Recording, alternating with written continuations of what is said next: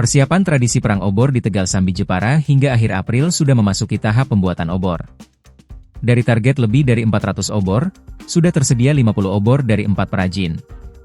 2 perajin bertugas mengikat bahan-bahan obor dari pelepah daun kelapa kering dan daun pisang kering, 2 perajin lain bertugas menyiapkan bahan baku utama agar siap diikat.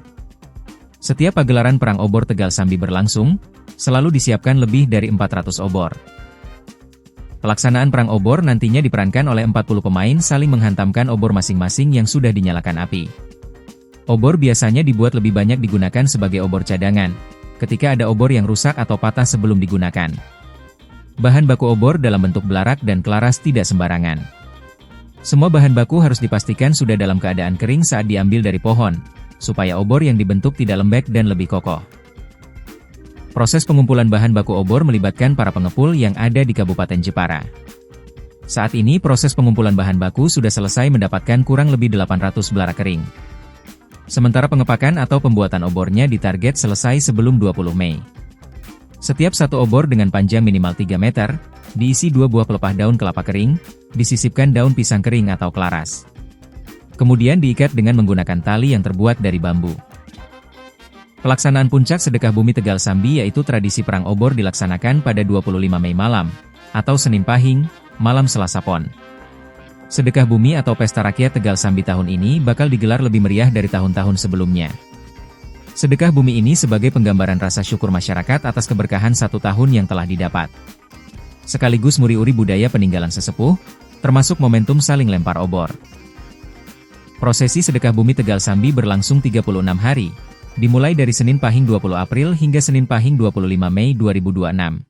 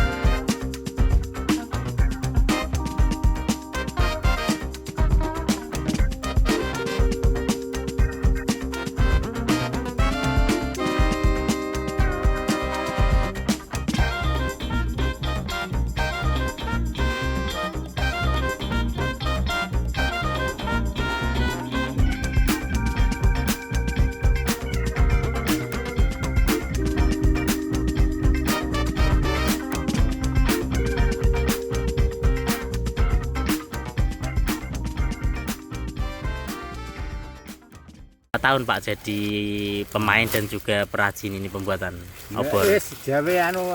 Sudah enggak ya, sudah ada 25 tahun. 25 tahun ya, sudah. enggak ya. Sejak saat itu. Ya Mas, kemungkinan kan ya enggak dihitung sampai pertama, tapi kan antara ini kan sudah lebih 25 tahun lebih. Sebelum nikah waktu itu. Ya, sebelum nikah kan sudah obor-obor. Saat itu jadi perajin pembuatan atau jadi pemain dulu Pak waktu ya pemain itu? Ya perajin. Yang saya buat kan saya semua sih Mas. Tidak ada orang lain sih. Cuma ini kan ada orangnya bantu. Nah, semua sebelumnya belum bisa belum bisa bikin lah, saya bisa tahu membuat obor. Waktu itu jadi pemain kayak apa Pak? Ya seneng kan Mas. Kondisinya waktu itu. Ya seneng ya Mas, maksudnya seneng ini Mas. Umpamanya ini bermain ya Mas, umpamanya. Saya umpama main, tapi masih kira-kira belum ada sedekah bumi lagi kan diangan-angan. Wah, kena wis tahu main itu sebelumnya itu, wah kapan ya kapan main. Jadi kayak tertarik Mas. Memang dari dulu sudah 40 orang sekali main ya Pak? Ya, paling enggak itu paling obor-obor itu paling bagus tuh 40 ke atas. 40 kan. Kalau 35 ke bawah itu dia bagus. Itu waktu kan itu perjalanan ini kan panjang Mas. Panjang dari sana sampai sisi itu sampai ke sana. Itu 4 perempatan jalan sih Mas. Jadi pemain itu 30 ke bawah atau 30 itu kurang baik tuh Pak. Kurang rame cara-cara. Sudah dari dulu memang rame ya Pak? Ya wah. Saat ini usianya jenengan sudah berapa tahun Pak? 67. 60. Masih aktif sebagai pemain atau perajin saja sekarang? Perajin Mas. Jadi perajin.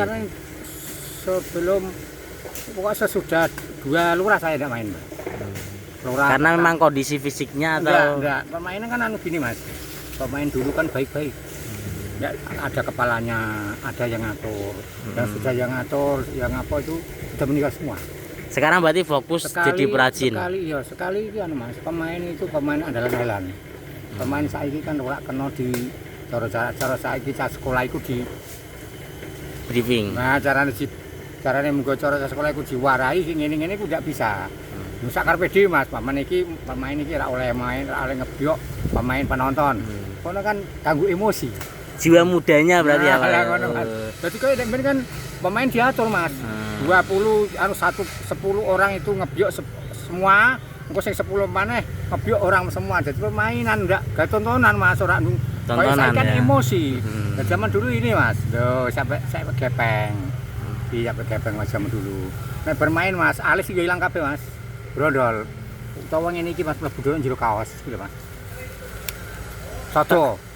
Babu main kan tapi nek wis kaya obat kanggone Pak Lurah. Seperti kaya iku lho Mas, apa jenenge? Minyak gitu. Iya, mboten minyak kaya ya wis pusakane kok kono diawur kana dileti bareng adem. Tapi selalu seneng ya Pak jadi pemain. Iya, pemain seneng Mas. Mane apa? Mas zaman dulu itu cuma 25.000 sampai iki wis 75.000 sampai wis ada orang nyawer. Jadi yang dulu ini permain yang datang dulu itu ada Mas. Ada yang 400.000. Sekarang fokus jadi perajin ya Pak. Pembuatnya berarti ya. Penerusnya ya. Enggak ada Mas. Penerus. Persiapan untuk perang obor di Tegal Sambi tahun ini seperti apa Pak? Terima kasih untuk persiapan perang obor tahun 2026 di Tegal Sambi. Sekarang prosesnya adalah pembuatan obor. Jadi untuk nanti diperkirakan sekitar 400 lebih obor. Untuk bahan-bahan yang sudah dikumpulkan sekarang sudah ada itu kan belarak, itu daun kelapa yang sudah kering, dan itu daun laras, daun pisang yang sudah kering, sudah disiapkan semua. Itu proses pembuatan obore, ada Pak tukangnya yang sudah buat. Berapa perajin Pak? Untuk tenaga yang membuat ada 4 orang. 4 orang. Ini. Nanti akan nanti sekitar 3 minggu kelar dan selesai. Rencananya perang obor tahun ini tanggal berapa Pak? Rencana perang obor ini tanggal 25 Mei, untuk hari ini Senin Pahing. Malam Selasa. Pahing berarti Selasa Pon. Itu hitungan tetap dari leluhur sudah mencarikan hari baik seperti itu.